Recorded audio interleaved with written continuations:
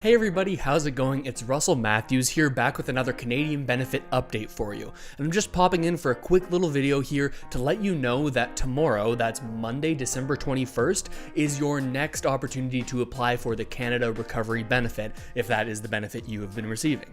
These applications open up every 2 weeks, and every time they do, I've been making a video on this channel to talk about any changes that have happened to this application process, along with any other stories that kind of relate to this that we've covered here on the channel over the past 2 weeks. I recognize that not everybody has the time to watch all of my videos when I post them, so I'm happy to make this video to sort of point you in the right direction if there's a story that you're more interested in and want to take a closer look at. So all the videos I'm going to mention in this video are down there and linked below, and you're going to want to listen and sort of sift through this video to find out if there's anything you want to get more information on.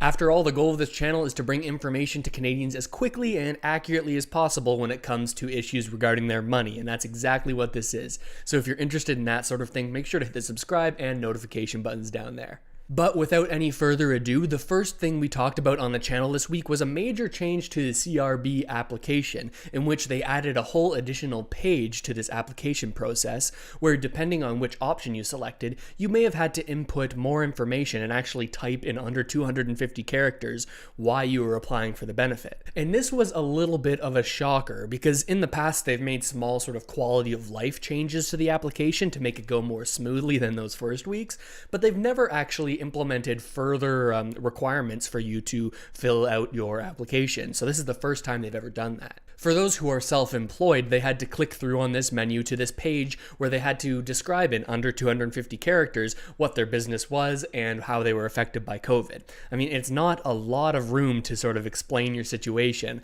but I think this is kind of a blessing in disguise, because all you need to do on this step is just to make it clear that you've had a 50% reduction in your income and it is due to this pandemic situation. Now, it's not entirely clear why they added this step that was never there in the previous applications, but as far as I know, and this is sort of the general theory that's out there, is that perhaps they will use some words in this 250 characters that you have to explain to sort of be able to tag certain people that they might want to review, just to make sure that they actually are eligible. So if you're somebody who was truly 100% qualified for the benefit, this shouldn't be any sort of problem for you. You'll just put your information there, and they likely won't get in contact with you because you are eligible. And at this point, I haven't heard from anybody who's been contacted by the CRA due to what they've inputted on this sort of new step in the application, but I'll definitely let you know if anybody comments that or is in contact with me, letting me know what's actually happening based on what they input into this section. The next thing we talked about that was actually a huge conflict that's still ongoing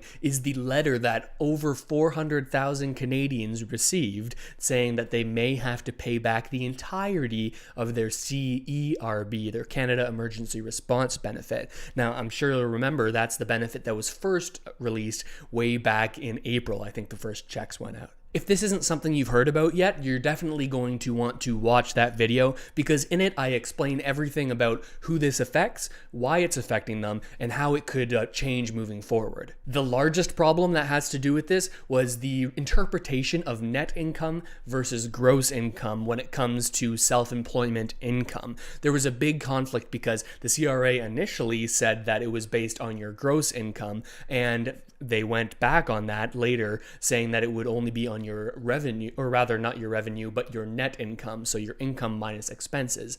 So some people who believed that first thing they were told applied, but now they're being told that they were never eligible because they didn't meet that net income requirement of having over $5,000 earned in 2019 or the past 12 months. Next up, we did a deep dive on the new British Columbia recovery benefit that all residents of British Columbia, or at least the vast majority, will be able to claim up to $1,000, either $500 or $1,000, depending on your situation. In this video, we take a closer look at the eligibility requirements, so who can actually apply for this, how you can apply, and some unique situations that will change the way you apply and what you get. Now, since I've posted this video, the applications have opened up for this BC recovery benefit, and much like the first CRB application day, it didn't go off without a hitch. There were some problems with the website and some difficulties that people were having applying because everyone tried to rush into the system all at once.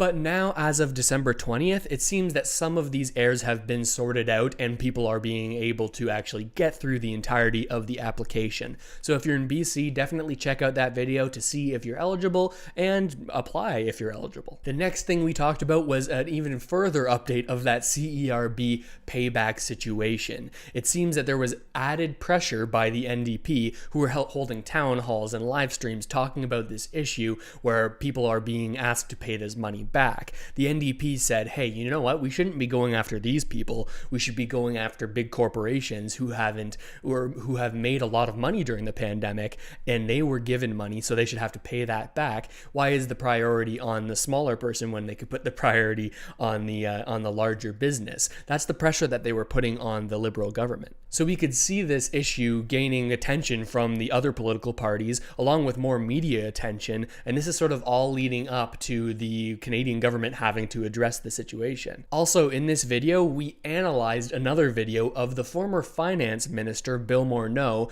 saying clearly on television that it was net revenue, which is your gross income. So it sort of added fuel to the fire of that net versus gross debate. Next up, we talked about the housing market in Canada. If you don't already know, my full-time job is as a real estate sales representative in the Greater Toronto area, so this is a topic I love to talk about. And in this video, I said a couple things that you might not expect to hear from a realtor, and that's that this market kind of sucks if you're a home buyer. It seems in a lot of markets across Canada, it's getting more and more challenging for new homeowners to get into the market. And in this video, we do a deep dive on taking a look at why this is and why it's just so frustrating, and if there could be any potential future solutions or upsides. But the video wasn't made to discourage you from getting into buying a house. For some people, in certain situations, it could be the right time right now. It's just going to depend on the individual situation you're in and the way the numbers work out on whatever property you're planning on buying.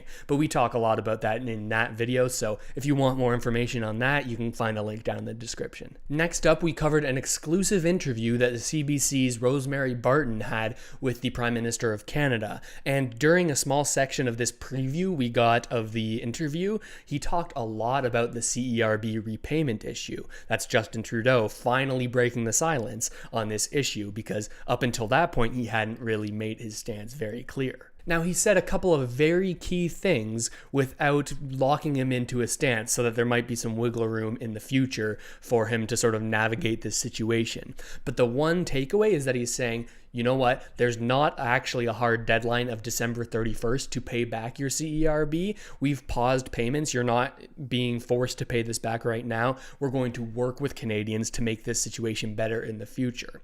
Now, the tricky thing to understand is that it's not very clear on what better is for all Canadians, right? Does he end up forgiving all of these loans, or rather these CERB payments, and saying, nope, nobody has to pay it back anymore? And how is that fair if people have already paid it back? So we really still don't have an idea of what's going to happen, but at the very least, he's making it clear that there won't be any penalties if you don't pay back right away. So at this point, I think that's probably your best bet if you're somebody in this situation. You'd hate for him to make a change and forgive these benefit payments and you not have to pay them back, but you already paid them back in the past. So hold your horses, just wait for now, and I'll keep you updated whenever anything changes regarding this issue. But that's the bulk of what we've covered over the past 2 weeks. Again, this isn't a super long video or a very detailed video like some of my other ones, but I just wanted to make this so that if you were just to watch one of my videos over these past 2 weeks, you could watch this one and then find out what you're more interested in watching. But I really want to know what you have to say about all of this regarding any of these issues, or if you can think of anything, what did I miss? What things should I have covered over these past 2 weeks that you really think pertains to Canadians and their money? I'd really appreciate your feedback down there, because I use my comment section as a way to sort of keep a finger on the pulse of what people are experiencing so I can know what to cover in the future. And while you're down there, make sure to hit the like button so that this video gets spread to more people who could be really needing this information. And of course, if you haven't already done so, make sure to hit the subscribe button and the notification bell, because I'm constantly coming out with videos just like this one that relate to Canadians and their money, with the overall goal of helping people set themselves up to live a more financially financially stable future. So if you're into that sort of thing and appreciate this sort of Canadian content around it, make sure to hit those buttons down there. And with all of that said, thank you so much everybody for watching. I really hope this video has helped you out at least a little bit, and I'll see you next time.